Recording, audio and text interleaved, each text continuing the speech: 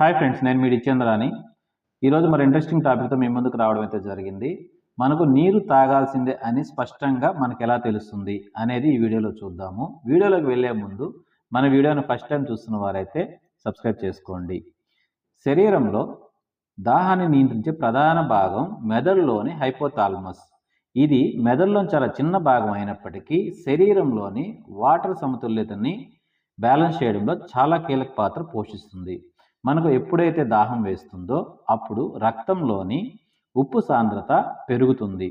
ఈ మార్పుని హైపోథాలమస్లోని special sensors గుర్తించి మెదడుకు సంకేతాలు ఇస్తుంది. అప్పుడు మెదడు వాటర్ తాగాలనే సంకేతాలని శరీరానికి పంపిస్తుంది. దాంతో నోరు ఎండిపోవడం, గొంతు పొడిబారడం, అలాగే తీవ్రమైన దాహంగా అనిపించడం వంటి లక్షణాలు మనకు తెలియజేస్తాయి.